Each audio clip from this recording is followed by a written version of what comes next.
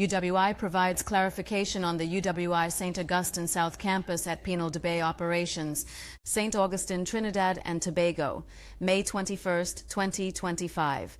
In response to recent media questions and ongoing public interest regarding the reopening of the University of the West Indies, the UWI South Campus in Penal de Bay, the university wishes to provide the following statement to clarify the matter. The South Campus, a facility constructed with substantial government investment, was completed for use in 2019, save for one building structure, and it was made available to the state as a step-down medical facility during the COVID-19 pandemic in service to the national interest. Following its return in May 2022 to the UWI, the campus was found to be in a state requiring urgent restoration following an assessment conducted between May 2022 and July of that year. Since that time, the UWI has submitted requests for government funding to support rehabilitation and repairs to the facility, and the matter was under consideration by the previous government. Budget request proposals submitted to the relevant authorities included detailed assessments and cost estimates for urgent upgrades. Despite its limited financial resources, the UWI prioritized and proceeded with critical repair works and security enhancements to prepare the facility in anticipation of its phased reopening. Strategic direction and use of the South Campus.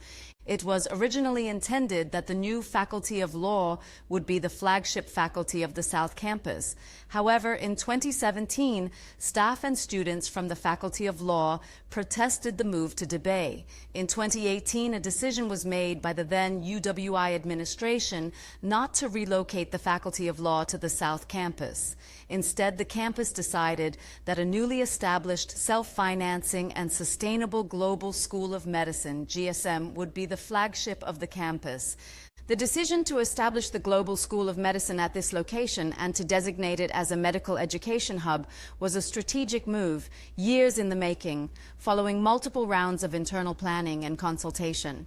This decision was formally approved by the University Council, the highest governing body of the regional UWI system, charged with financial and operational oversight in 2021 and designated a core strategic objective of the campus.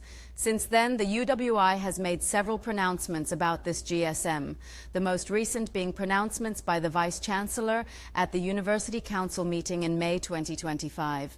Aligned with the UWI's AAA strategy, access, alignment, agility, the Global School of Medicine will serve primarily international students and will allow the university to meet the growing demand for medical education.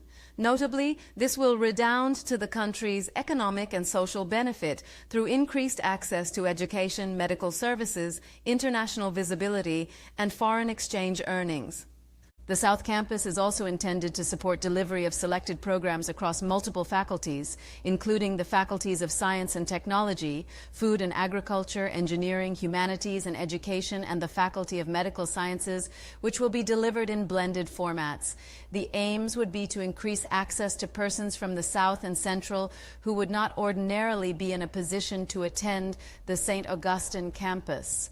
Notwithstanding the past protests regarding the relocation of the Faculty of Law, the university administration is open to having discussions with the government on its inclusion in the planned programs being offered. The UWI Reutech will also be housed at the South Campus. State of the facility and restoration efforts.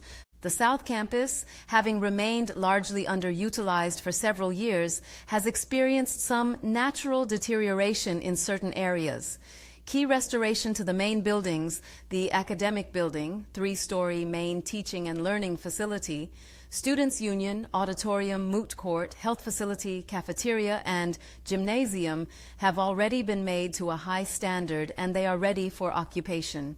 Furniture and computer equipment are already fitted in the academic spaces and Students' Union. Further ongoing restorative works are planned for the faculty building, which will not be immediately needed.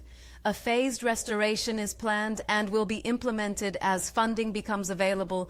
Therefore, repair to non-academic spaces such as the tennis and multi-purpose courts, cricket pavilion, and swimming pool will come after the initial reopening phase.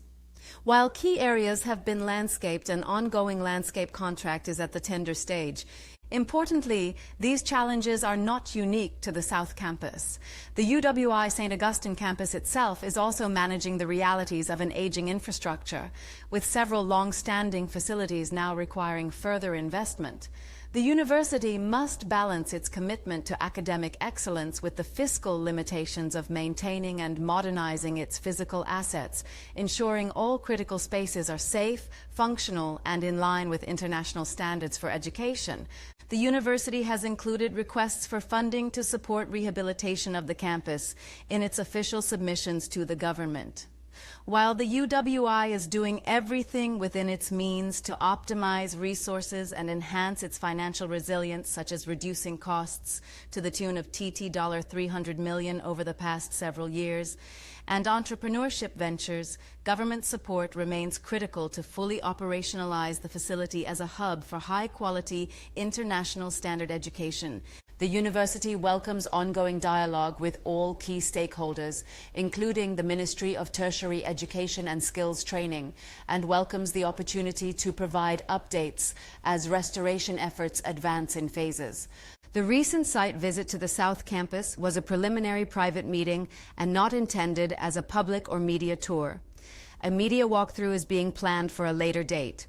The UWI is committed to maximizing the value of its physical assets, responding to emerging national and regional needs, and ensuring the long-term sustainability of the institution while remaining transparent and accountable to the public it serves.